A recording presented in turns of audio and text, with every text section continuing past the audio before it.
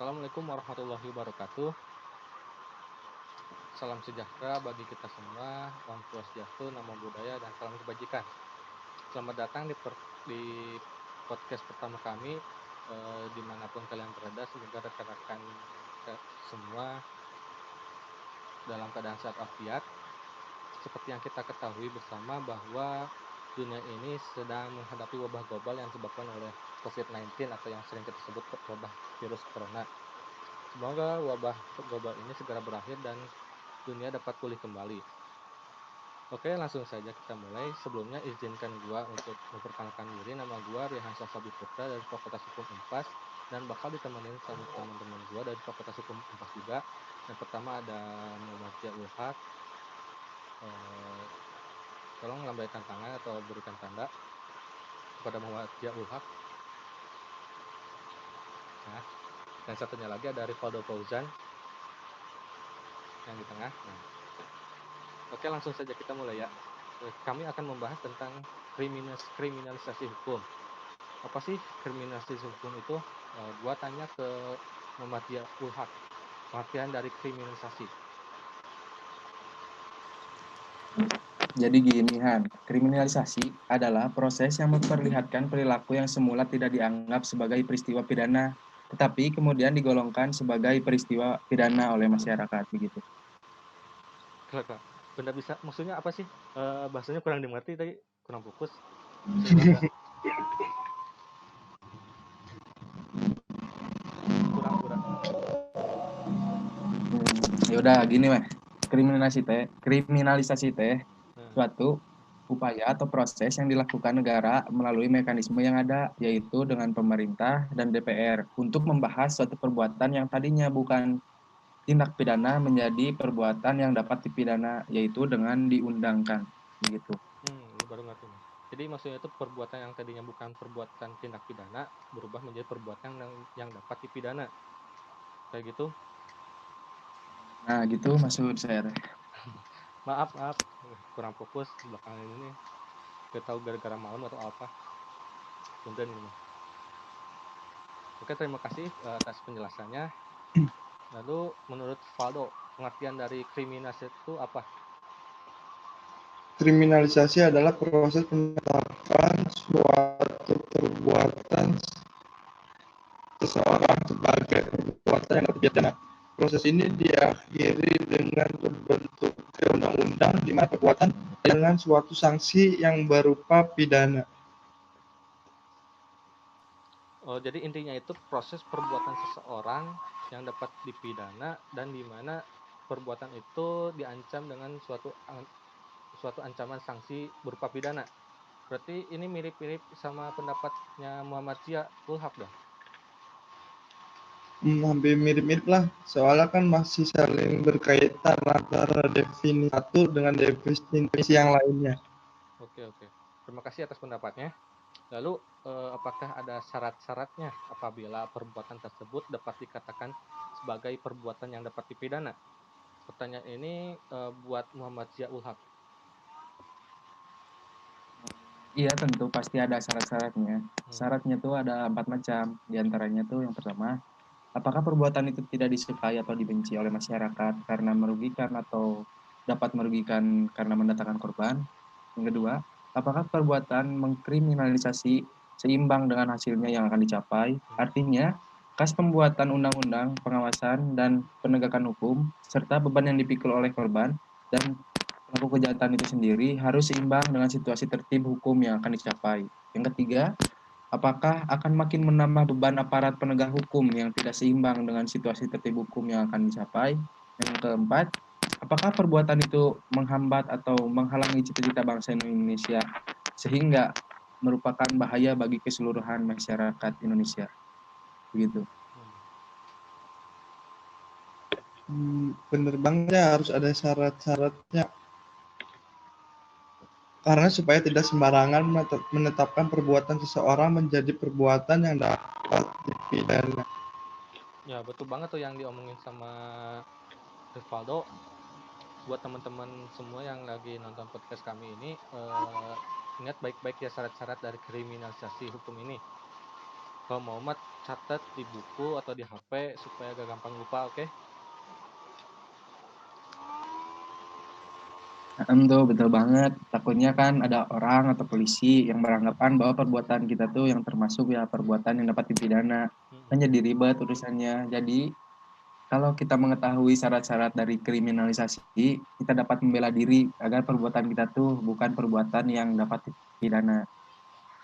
Mantap kali nih orang yang dikatain barusan tuh betul. Kalau kita tidak tahu syarat-syarat kriminalisasi, ada orang yang beranggapan bahwa perbuatan kita tuh dapat dipidana. Pastinya kita akan membantah anggapan tersebut, tapi kita bingung mau ngebantah, tapi dia tahu dasar dari bantahan tersebut. Makanya ini sangat penting bagi teman-teman semua. Jangan sepele. Ya, jangan. Nah, betul banget tuh. Mantap bagi kalian semua. Terima kasih kepada Muhammad Jawad sama Rivaldo Fauzan yang udah memberikan penjelasan betapa pentingnya mengetahui syarat-syarat dari kriminalisasi hukum tersebut. Lalu gua mau tanya kepada saudara Rivaldo, apakah di dalam kriminalisasi ada sebuah prinsip? Tentu pasti ada. Dalam kriminalisasi ada 7 prinsip diantaranya. Hmm. Yang pertama, mendukung tercapai tujuan nasional. Yang kedua, perbuatan yang diskriminalisasi mengakibatkan kerugian atau mendatangkan korban. Yang ketiga, memperhatikan prinsip biaya dan hasil dapat ditegakkan. Yang kelima, memperhatikan prinsip hukum pidana sebagai sarana terakhir. Yang keenam, menghindari perumusan yang bersifat samar atau umum. Dan poin yang terakhir, perbuatan diskriminalisasi harus digambarkan secara jelas dalam ketentuan hukum pidana. Banyak juga berarti prinsip-prinsipnya. Tapi kalau diperhatikan lagi, prinsip sama syarat-syarat yang udah dijelasin sama Muhammad Ulhaq hampir sama kayak kelihatannya. Bener juga, gua mah ngikutin materi yang kemarin aja. Tahuan. Udah balik lagi ke topik aja.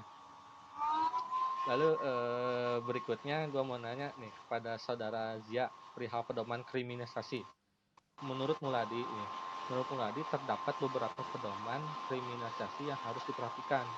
Salah satunya yaitu kriminalisasi tidak boleh terkesan menimbulkan overkriminalisasi. Nah, di situ kan ada kata overkriminalisasi. Maksud dari overkriminalisasi itu apa? Nah, jadi gini, kalau overkriminalisasi berarti dia sudah punya banyak kriminalisasi yang terlalu banyak gitu. Ya, over dia tuh. Oh, lalu bagaimana cara mengetahuinya?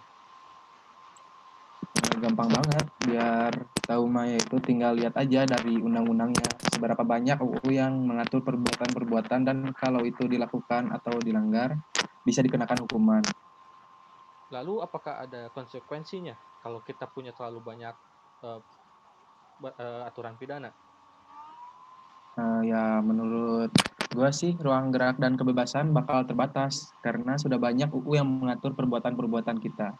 Dan kalau itu terjadi sungguh berbahaya. Berbahaya. Kenapa disebut berbahaya? Iya, berbahaya. Yang pertama kan perbuatan yang diatur akan semakin banyak dan bisa dihukum kalau dilakukan atau tidak dilakukan. Lalu yang kedua, kewenangan penyidik semakin banyak untuk bisa menahan. Dan yang ketiga, apa yang dihukum tidak proporsional dengan hukumannya. Disitulah letak bahayanya overkriminalisasi. Karena kemudian kita tidak bisa lagi punya timbangan tentang perbuatan serius atau tidak serius dengan hukuman yang berat atau hukuman ringan. Benar juga benar.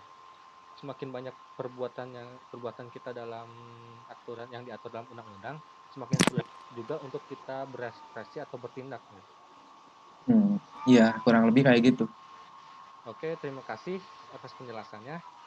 Kalau ditelah lagi ya, berarti kriminalisasi teh kayak digunakan untuk merugikan korban secara tidak sah atau memiliki etikat buruk terhadap korban. Misalkan nih ada kasusnya, misalkan si A itu sedang bersaing dengan si B dalam dunia politik, terus si A juga gak suka sama si B. Lalu si A itu ingin menang dari persaingan dengan cara mengkriminalisasikan si B agar si B itu kalah dari persaingan. Nah, si A itu mengkriminalisasikan si B itu dengan cara melaporkan perbuatan si B ke aparatur penegak hukum agar perbuatan si B itu dapat dipidana. Nah, karena kalau misalkan laporan itu benar, otomatis kan si B itu dapat hukuman pidana ya, dan tentunya gugur dalam persaingan. Nah, bagaimana tanggapan tersebut kepada Muhammad Rivaldo Fauzan? Bagaimana tanggapannya? Ya, berdasarkan kasus tersebut, memang motif kriminalisasi ini pada dasarnya untuk merugikan korban secara tidak sah atau tidak patut.